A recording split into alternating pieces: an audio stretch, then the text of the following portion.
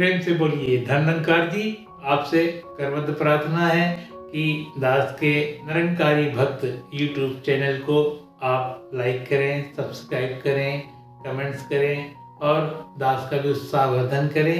इस चैनल में आपको संपूर्ण हृदय वाणी के साथ साथ अनेकों गीत, भजन और विचार भी समय समय पर उपलब्ध होंगे। इसी भावना के साथ आपसे दास निवेदन करता है कि इसको खूब शेयर करके जगह जगह पहुंचाएं, बड़ी कृपा होगी। प्रेम से बोलिए धन्यवाद। आज संपूर्ण हृदय वाणी का 60 नंबर शब्द गायन और भाव के साथ दास अजय इलाहाबादी प्रस्तुत कर रहा है। बड़े ध्यान पूर्वक श्रवण करें, चिंतन करें, मनन करें और अमल करें, बड़ी कृपा होगी। एक तू ही निरंकार, राम रतन धन बिना जगत में,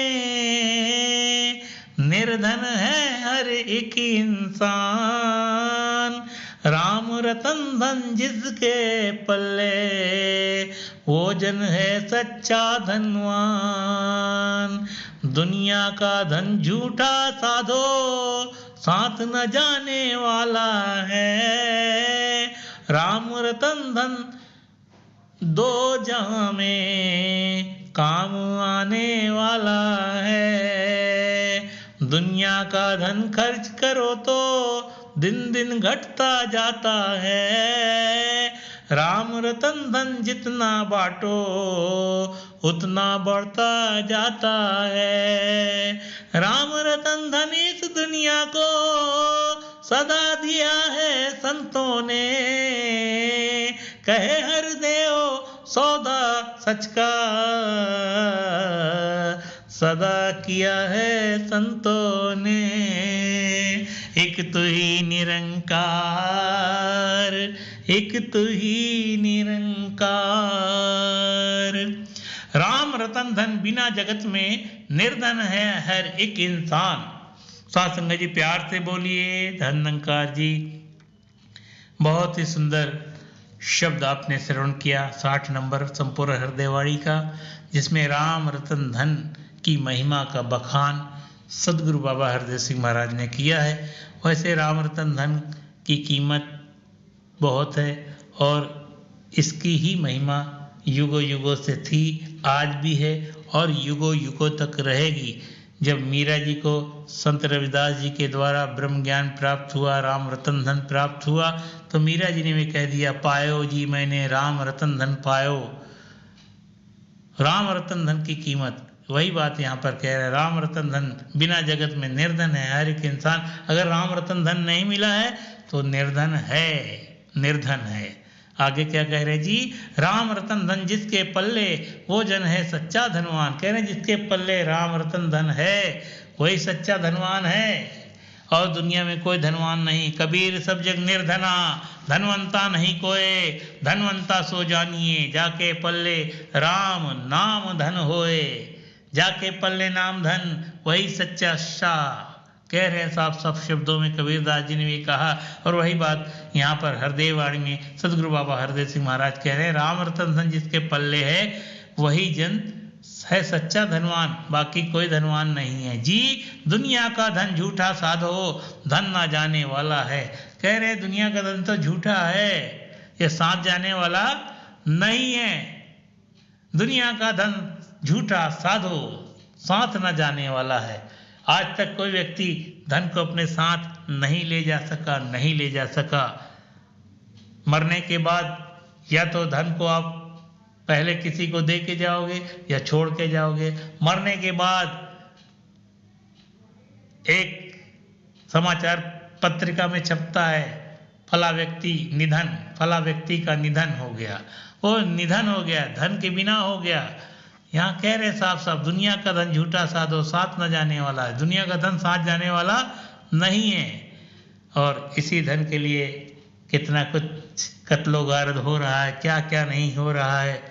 और धन तो साथ जाने वाला नहीं, साफ साफ शब्दों में बता रहे हैं। सिकंदर की एक बात याद आती है, और सिकंदर बादशाह धन दान लूटता रहा, ये आप भली भांति जानते हैं। पूरे विश्व को फतेह करने की चेष्टा लिए, पूरे विश्व को ही वो लूट मार करता और कब्जा करके हर राज्य को हड़प लिया करता था। एक ऐसा राज्य था, एक कबीला था जिसमें सोने चांदी हीरे जवाहरात ही भरे हुए थे। इतना धन था, इतना अपार अकूट धन संपदा थी। अब सिकंदर बादशाह को मालूम चला तो सिकंदर बादशाह ने कहा कि क्यों ना इस कबीले पर हमला करके आक्रमण करके सारे धन धान को लूट लिया जाए। और सिकंदर बादशाह के अंदर एक खूबी थी कि जिस राजा के राज्य पर आक्रमण करने के लिए लूटने के लिए जाता तो पहले सूचना भेज दिया करता था। और उस कबीले के सरदार को भी सूचना मिली कि फला तारीख को सिकंदर बादशाह अपने लाव लश्कर के साथ कबीले पर आक्रमण करने आ रहा है।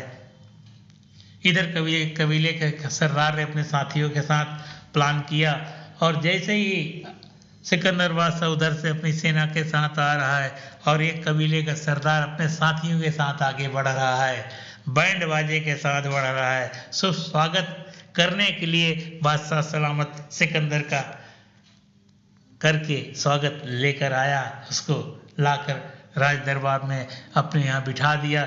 जब बिठा दिया, अब सिकंदर बादशाह कई दिनों से लूटपाट करता हुआ आ रहा था। उसको बहुत जोर से भूख लगी थी। उसने कहा मुझे भूख लगी है। कबीले के सरदार ने इशारा किया। एक व्यक्ति थाल लेकर आया। चांदी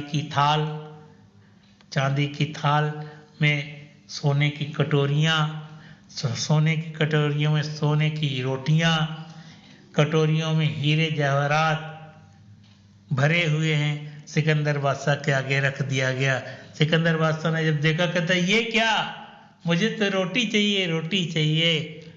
तो फिर कबीले के सरदार ने कहा, सिकंदर तेरी भूख तो इसी धन दौलत की है, इसी धन दौलत की है। उसको समझ आई। और आप सिकंदर की एक बात हमेशा कही जाती है, वो आज फिर दोहरा रहा हूँ, याद रख सिकंदर के हौसले दो वाली थे, जब गया वो दुनिया से तो दोनों हाथ खाली थे, दोनों हाथ खाली। तो संदेश दे के गया कि सिकंदर जैसा बादशाह जिसने पूरे विश्व पर विजय हासिल की, वो भी खाली हाथ जा रहा है। तो यहाँ पर साफ साफ कह रहे हैं सदगुरु बाबा हरदेव सिंह महाराज कि ये सब धन दौलत यहीं रह जाएगी, साथ में कुछ लेकर तू जाने वाला नहीं है जी। राम रतन धन दो जहां में काम आने वाला, केवल राम रतन धन परमात्मा ईश्वर ही काम आने वाला है। आगे भी कुछ समझा रहे हैं जी।